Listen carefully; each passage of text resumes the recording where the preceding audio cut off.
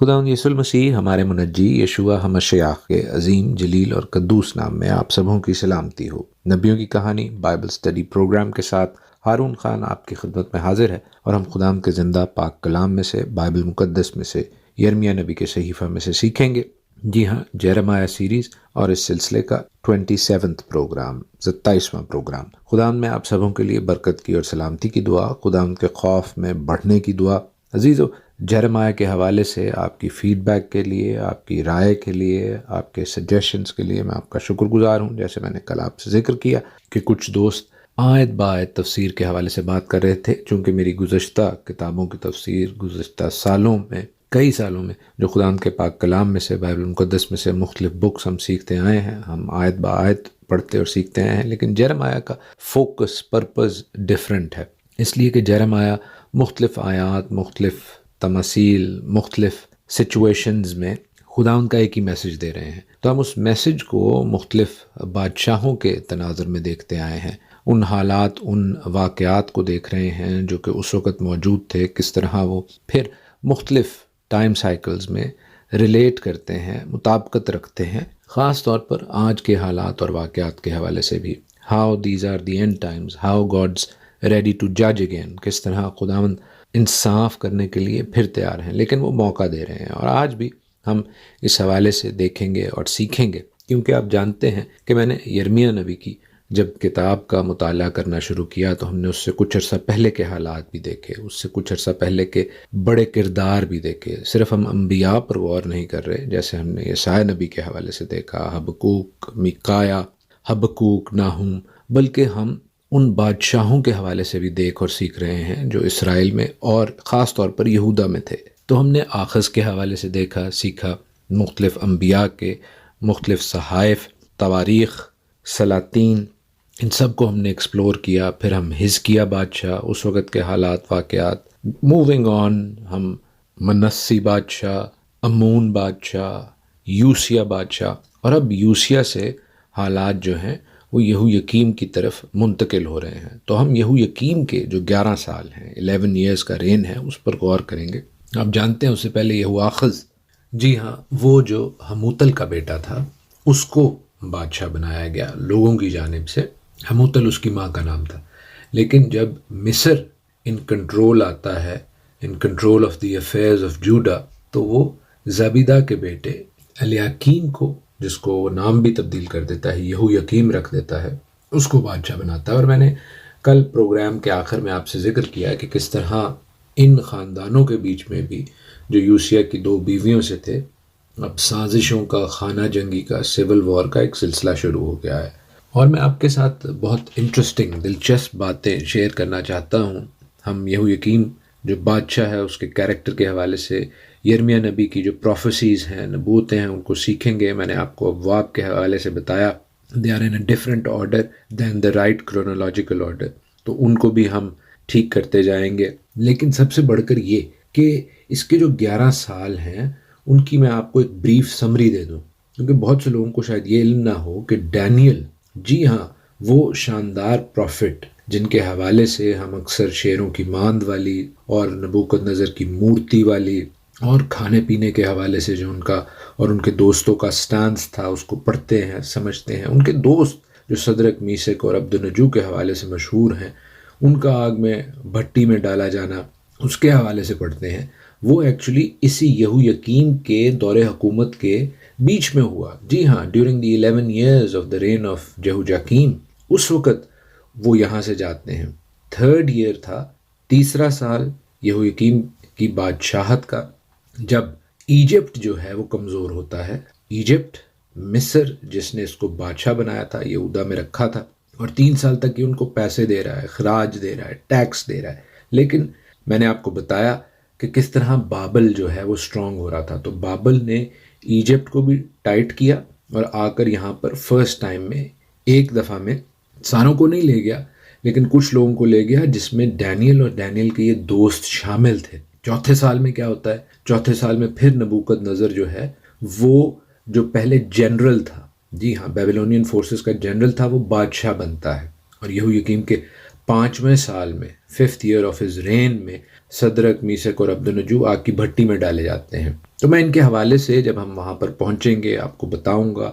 Daniel کی کتاب کا بھی ہم مطالعہ غالباً کریں گے، کچھ پروفیسیز کو دیکھیں گے، کمپلیٹ نہیں لیکن ریفرنس کے طور پر ہم دیکھیں گے، ان ٹائم لائنز کو ہم میچ کریں گے، اور چھٹے سال میں کیا ہوتا ہے اور پھر آخری 3 سالوں میں کیا ہوتا ہے، کیونکہ لاسٹ 3 ایئرز جو یہویقیم بادشاہ کی بادشاہت کے ہیں، یہ مصر کو پیسے چھوڑ کر بابل کو پیسے دینے شروع کر دیتا ہے، بابل کو جو خراج اور ٹیکس ہے وہ دینا شروع کر دیتا ہے، اور اس کے جو 11 سال کا اختتام ہے اس وقت کیا ہوتا ہے، اس وقت بڑی اسیری شروع ہوتی ہے، یعنی نبوکد نظر آتا ہے اور جو تھوڑے بہت لوگ رہ گئے تھے ان کو بھی پکڑ دھکڑ کر لے جاتا ہے، اور اس ملک کا یہودا کا حال خراب سے خراب تر ہو جاتا ہے، وہ زوال پذیر ہوتا ہوا پستی کی گہرائیوں میں گر جاتا ہے۔ اور اس وقت کون لوگ جاتے ہیں؟ اس وقت آستر کا جو چچا ہے مردکی اور اس کا خاندان، وہ لوگ اس وقت جاتے ہیں اسیری میں۔ تو میں آپ کو آستر اور مردکی کے حوالے سے بھی کچھ 1-2 باتیں بتاؤں گا، اور پھر یہویقین جو اس کا بیٹا ہے وہ بادشاہ بنتا ہے 3 مہینے کے لیے، اور پھر اس کو ہٹا کر صدقیہ کو بادشاہ بنا دیا جاتا ہے۔ تو یہ بہت انٹرسٹنگ ہے، اور بہت سے لوگ ان حالات واقعات کو پڑھتے نہیں ہیں کیونکہ لوگوں کے نام ان کو پڑھنا مشکل ہوتا ہے، لوگوں کے حالات کے حوالے سے ریسرچ کرنا اور ایک سیکوینس میں ایک طریقے سے ترتیب سے جانا مشکل ہوتا ہے۔ میں اپنی ریسرچ، اپنی پڑھائی، اپنی جو نوٹس ہیں وہ آپ کے ساتھ شیئر کروں گا، اور آئی ہوپ کہ یہ سب آپ کے لیے آسان ہوگا، آپ کو یاد رکھنا، آپ کو لکھنا، اور آڈیو فائلز میں یہ تحقیق بھی، ریسرچ بھی آپ کے پاس موجود رہے گی، جس سے آپ برکت پائیں گے، اوروں کے ساتھ شیئر کر سکتے ہیں۔ خدا ان کا کلام ہے جو آپ تک فری پہنچ رہا ہے، اور آپ اس کو فریلی دوسروں تک شیئر کر سکتے ہیں، کیونکہ خدا ان کے کلام کو سیکھنے کا جو شوق ہے، جو جستجو ہے، وہ خدا ان کے بیٹے بیٹیوں میں موجود ہے، اور ہماری یہ کوشش ہونی چاہیے کہ ہم اور دوستوں کو اور عزیزوں کو بھی خدا ان کے کلام کی تحقیق اور جو ریسرچ ہے اس میں شامل کرنے والے ہوں۔ تو آج ہم جیرمیہ کے 26 چیپٹر پر غور کریں گے، اور 26 چیپٹر میں کیوں آئے ہیں؟ اس لیے کہ یوسیہ کا دور حکومت اختتام پذیر ہوا اور یہویقیم بادشاہ بن رہا ہے۔ تو جب ہم 26ویں باب میں جائیں گے تو آپ دیکھیں گے کہ وہاں پر کیا لکھا ہے۔ First 3 verses of chapter 26 of Jeremiah، شاہ یہودا یہویقیم بن یوسیہ کی بادشاہی کے شروع میں یہ کلام خداوند کی طرف سے نازل ہوا کہ خداوند یہ فرماتا ہے کہ تو خداوند کے گھر کے صحن میں کھڑا ہو، اور یہودا کے سب شہروں کے لوگوں سے جو خداوند کے گھر میں سجدہ کرنے کو آتے ہیں، وہ سب باتیں جن کا میں نے تجھے حکم دیا ان سے کہہ، ایک لفظ بھی کم نہ کر، شاید وہ شنوا ہوں اور ہر ایک اپنی بری روش سے باز آئے، اور میں بھی اس عذاب کو جو ان کی بدعمالی کے باعث ان پر لانا چاہتا ہوں باز رکھوں۔ آمین۔ سو دیکھیے خداوند کیا کر رہے ہیں۔ خداوند کا کلام دینے کا، پروفیسائی کروانے کا، نبوت کروانے کا مقصد کیا ہے؟ مقصد یہ ہے کہ اپنے لوگوں کو چانس دیں، موقع دیں کہ وہ اس کے فضل سے مستفیض ہو سکیں۔ خداوند کہتے ہیں کہ لوگ اپنے آپ کو اگر عاجز کر لیں، حلیم کر لیں، میری باتوں کو سن لیں، تو میں بھی ان پر جو ججمنٹ ہے وہ لانے سے باز رہوں گا۔ خداوند اس حوالے سے موقع دے رہے ہیں، اور عزیزو یہ موقع آج بھی میسر ہے ہم سب کو، آپ سب کو۔ اور میسج کیا ہے؟ وہ جس سے خداوند کہہ رہے ہیں ایک لفظ بھی کم نہ کرنا۔ 4 to 6 verses، 4 سے 6 آیت۔ خداوند کہتے ہیں کہ تو ان سے کہنا، خداوند یوں فرماتا ہے کہ اگر تم میری نہ سنو گے کہ میری شریعت پر جو میں نے تمہارے سامنے رکھی ہے عمل کرو، اور میرے خدمت گزار نبیوں کی باتیں سنو جن کو میں نے تمہارے پاس بھیجا، میں نے ان کو بر وقت بھیجا پر تم نے نہ سنا، تو میں اس گھر کو سیلہ کی مانند کر ڈالوں گا، اور اس شہر کو زمین کی سب قوموں کے نزدیک لعنت کا باعث ٹھہراؤں گا۔ اب خداوند کا میسج کل اور آج بلکہ ابد تک یکساں ہے۔ سو عزیزو، آئیں اپنے کانوں کو خداوند کی آواز کا شنما بنائیں، کیونکہ دیکھیے خداوند کے کاہن جو اس وقت خداوند کے گھر میں تھے، یاد رکھیں کہ یرمیہ بھی کاہن تھے، وہ چیف پریسٹ کے، سردار کاہن کے بیٹے تھے، تو اس کے زیادہ تر دوست عزیز ہیں یہ کاہن، یہ لوگ جو وہاں پر موجود ہیں۔ ان کا ریاکشن، ان کا رد عمل دیکھیے اگلی کچھ آیات میں۔ We are still in Jeremiah 26۔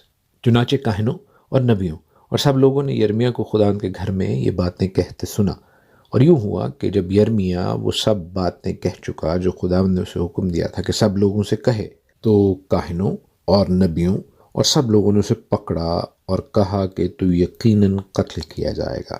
تو نے کیوں خداوند کا نام لے کر نبوت کی اور کہا کہ یہ گھر سیلا کی مانند ہوگا اور یہ شہر ویران اور غیر آباد ہوگا؟ اور سب لوگ خداوند کے گھر میں یرمیہ کے پاس جمع ہو گئے۔ آمین۔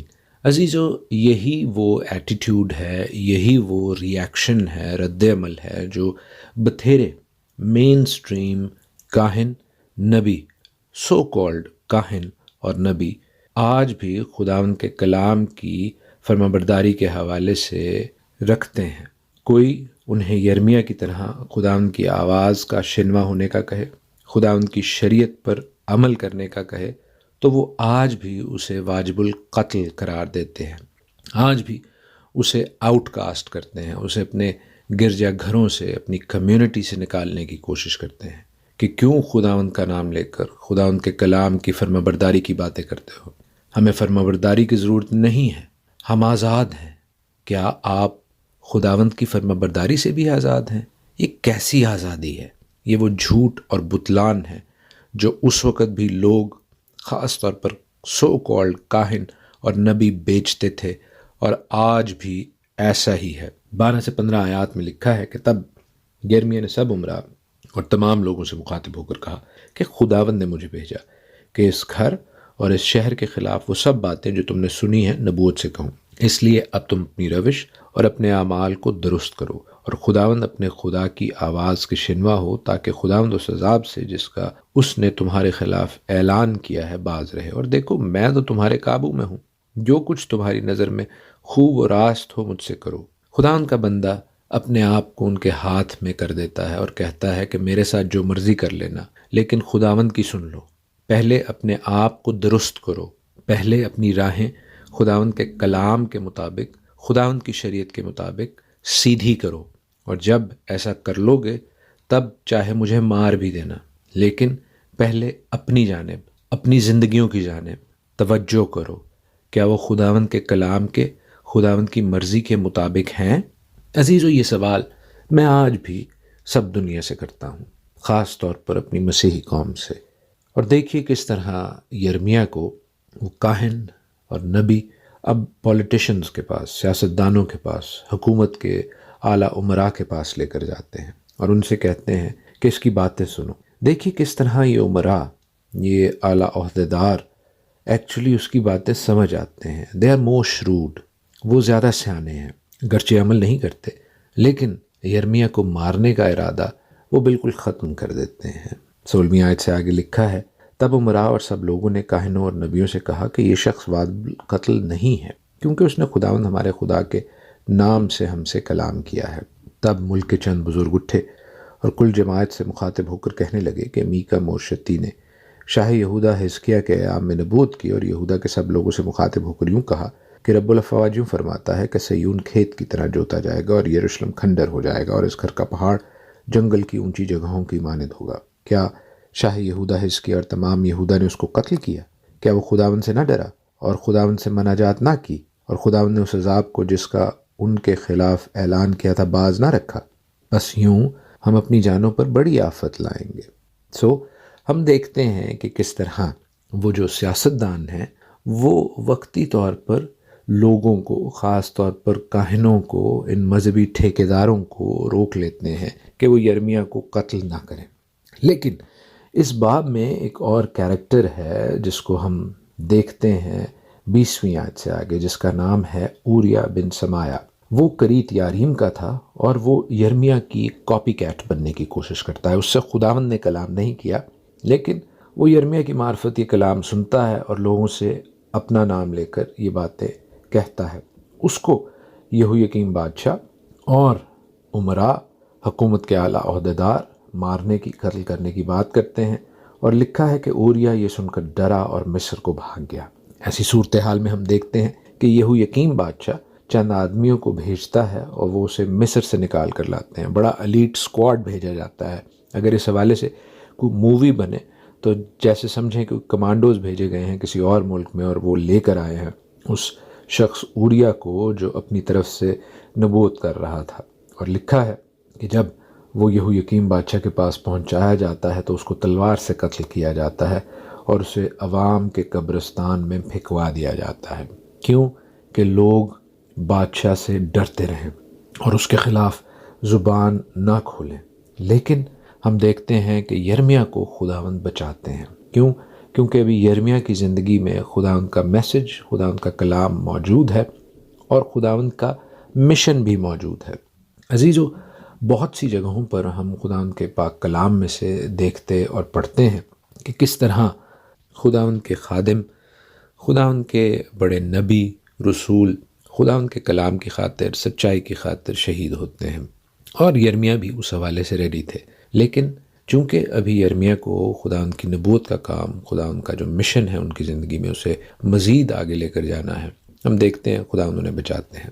اسی طرح جس طرح پطرس اور جس طرح پولوس اور جس طرح اور بڑے نبی، رسول، شاگرد جو ہیں، وہ مختلف جگہوں پر پکڑے جاتے ہیں، مارے کھاتے ہیں اور آلموسٹ شہید ہونے کے قریب ہوتے ہیں، لیکن جب تک خداوند کا مشن ان کی زندگی میں موجود ہے، وہ خداوند جو زندہ خدا ہے وہ انہیں بچاتا ہے۔ پطرس اگرچہ اپنی زندگی ختم جب کرتے ہیں، وہ شہید ہوتے ہیں، انہیں الٹی صلیب دے کر کروسیفائی کیا گیا، مصلوب کیا گیا، لیکن اس سے پہلے وہ بہت سی جگہوں پر قید ہوئے۔ آپ جانتے ہیں، اعمال کی کتاب میں ہم پڑھتے ہیں وہ قید میں تھے، مارے جانے والے تھے، لیکن خداوند نے اپنے فرشتہ کو بھیج کر ان کو رہائی بخشی۔ کیوں؟ کیونکہ ان کی زندگی میں خداوند کا مشن موجود تھا۔ آئیں ہم بھی اپنی زندگیوں میں خداوند کے مشن کو تلاش کریں اور خداوند سے اپنی بلاہٹ کو مانگیں، تاکہ خداوند اپنی برکت، بلیسنگ کو ہماری زندگی میں رکھے اور ہم اس کی آواز لوگوں تک پہنچانے والے ہوں۔